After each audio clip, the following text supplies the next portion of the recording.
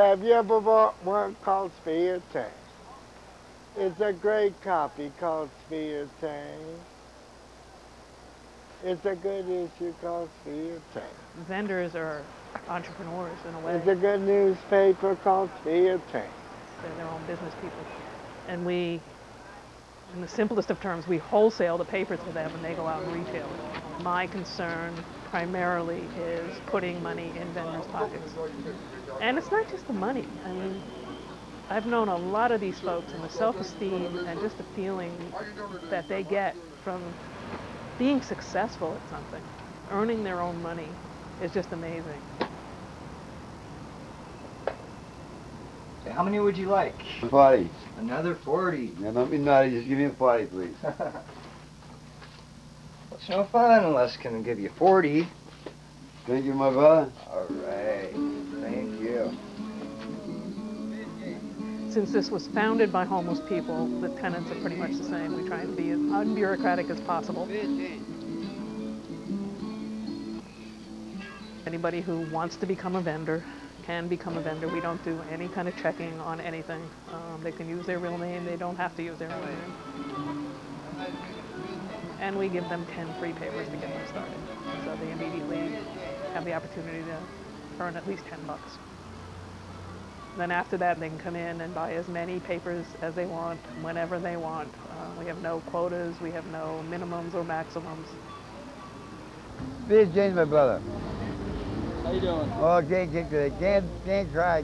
Can't cry? Please change, please. Here you go. Thank you very much, brother. Have a good, have a good week, and God bless you, sir. Hey, thanks a lot. Well, I've been selling spade change now for about, I'll say a good 7 months. Spade change, young lady. Have a nice day. And I love it. I really do love it. Spade change, young lady. I really do love it. I don't care what anybody says. They walk by, they may give you a nasty look, but think of it like this. There's someone else here worse off than I am. You know? Fair change, please. Well, it is true Fair change, that my brother. people will misuse the money, but we all do. I know I myself don't always make the best choices of where I spend my money. I spend it foolishly. I think everybody can kick themselves about money that they have spent foolishly. And why shouldn't homeless people be allowed to make the same choices? Why are we making those choices for them? That I will give you this dollar only if you promise to spend it on food. Nobody tells you that when you get your paycheck. You go out and spend it any way you want. And I think there's some training that needs to be made in terms of budgeting, but I think we can all use it. It's not just homeless and poor people. Well, before I had my stroke, I was a cook. I love that job too, but I can't go back to it because I can't move my left leg. I'm paralyzed down on the left-hand side, but I still get out there and move around. Now, you know, I like to joke with everybody, trust me. I'm always telling someone, come on, let's go dancing, knowing that I can't even dance, but I'll try it anyways. I mean, you know, that's one of my sayings, you know, just to get a smile on somebody's face. Because if I can't put a smile on someone's face a day, then I'm not happy myself. Trust me when I tell you, I'm not happy myself. I really, really ain't. I come from a family of 21, believe it or not. My mother passed away about 7 years ago. And she's always told me, anything you want, son, if you want it that bad, buy a pound of rice, eat a grain a day. You get what you want after before that pound of rice is gone. And that's what I've been doing. Fair change, young lady. Fair change, my brother.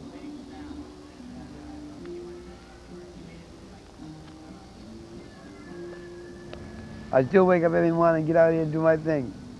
Because I'm not going to let nothing hold me down. Sooner or later, I'm going to get that break and get out of the streets and be in my own home. But like I said, it takes time.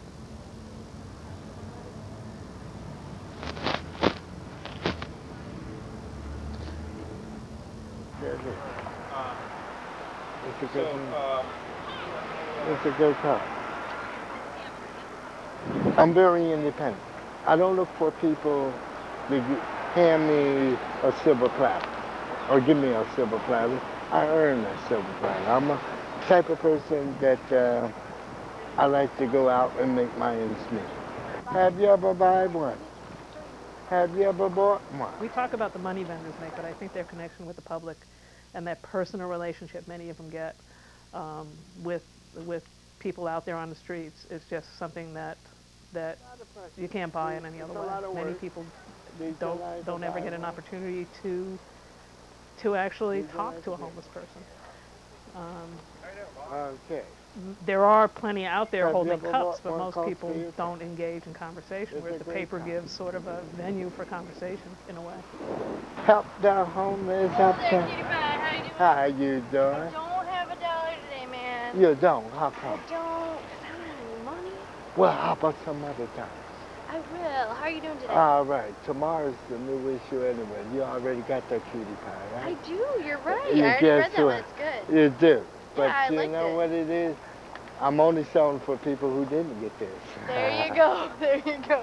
See you Did you later. like to buy one? Have you ever bought one called Spear Chain? But being the #1 vendor of the year last year was very, very tough. I sold about 14,900 papers. But you just have to know how to sell. Did you like to buy one? It's a great copy. It's a good issue. It's a good newspaper called Spear Chain. A friend of mine, he got me in producing selling papers. He said, you can make a lot of money doing this. I said, oh yeah? I said, I haven't sold papers since I was 13 years old. He said, I'll give you 10 papers, right? And I want you to go out there and sell. At first it didn't work, and then all of a sudden customers stopped buying it for $1. I was panhandling up that time. I said, gee, I'm in the wrong business. Have you ever bought?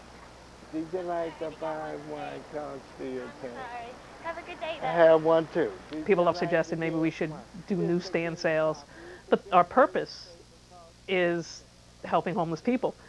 And although the paper itself does give a voice to homeless people, I think that without the vendor part of it, we've lost our mission.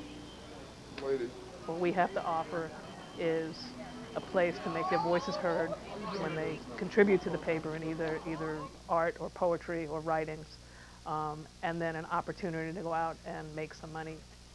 I was doing my laundry in a laundromat, and there it was on the chair beside me, and I read it. I got very excited, and I went to, I called them up. Their number was on the masthead, and they said, come on up and show us your writing.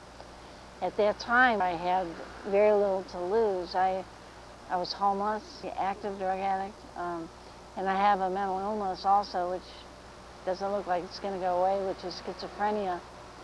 So I didn't have much connection to this earth when I found Spear Chain. When I'm writing, it's like I'm more alive, I'm more of a person, I'm more open, I have more feelings and thoughts and ideas. It's just for me, personally, that's what writing gives me. And when I came here and started to work here, it was the first time in my life that anybody thought I was doing something successful. And even though I wasn't making a lot of money, I was making enough money to drastically improve the quality of my life. I've done all these strange things like quitting smoking that I thought I would never be able to do that. I've been in recovery from addiction for over 3 years. You start out saying, I've got to help myself because I'm homeless, I don't have food to eat, my life is a wreck. So you have to start out piecing those things together. Writing gave me enough hope and momentum to get through that. I'm doing a certification for drug and alcohol counseling. I'm working with people with mental illness and also drug addiction, drug and alcohol addiction. So this is like the field of my dreams, to be able to work with people who, like me, have schizophrenia, have schizoaffective, have PTSD, really major mental impairment, and at the same time are trying to stay clean and sober. I know I'm not going to walk out of the program, but I don't know if in the remaining 9 weeks that I'm going to be strong enough at what I'm doing and good enough at what I'm doing to actually seek employment. But I've decided that if I can't seek employment, I'm going to volunteer. The most amazing thing about my story is that I went from needing help so desperately that I couldn't give help. I had to I had to make a lot of progress and do very hard work before I got in a place where I could even think about helping other people. Spare Change gave me an opportunity to have a job that I loved and do the work that I loved, and also be in service of my fellow spare changers, many of whom were, you know, in the spot, coming in the door to sell papers the same way that I came in to write. I read a book in 1964 by Eric Fromm called The Art of Loving, and the first chapter said, before you can love anybody else, you have to love yourself. I immediately slammed the book closed and put it away because I knew I could never learn to love myself. And I learned how to love myself here. I learned how to love myself with people putting up with the things that I couldn't do and applauding the things that I could do, and trusting in me and sharing their vision of the paper and what they wanted the paper to be saying when they're out there on the sidewalk with nothing between them and a outstretched hand but this paper. To use the word transition isn't dramatic enough. It was metamorphosizing for me.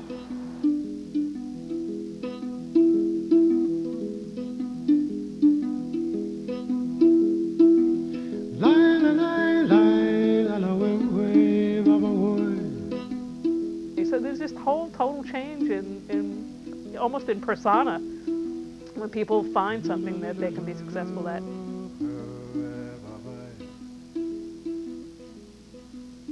And it wasn't until I started working here and people were saying, you know, you got to tell your story, because people think that all homeless people are bums, you know, that live in doorways, you know, and so I finally sort of embraced my past and you know, and telling my story that, you know, I have a master's degree and I've been homeless. I've been poor.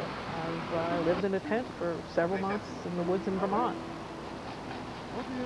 It's not an easy life. It's very, very basic. You really worry about where your next meal is coming from, where you're going to sleep tonight. But all the time, I knew I had skills, I knew I had a background, so I had hope. I can't imagine what it would be like for people who this is it. This is their life. This is all they're ever going to have or ever going to do unless they really get some support and help. And that's where Spare Change comes in, I think, just giving hope. You got some people and you say, well, what does Spare Change do? Spare Change help a lot of people. It helped me to pay my bills, my rent, and all that. And the primary purpose for this paper, right, is food and shelter and be empowerment and independent. I love to meet people. You know, it's very exciting to me. Plus I'm homeless, this has helped me save up money to get a place.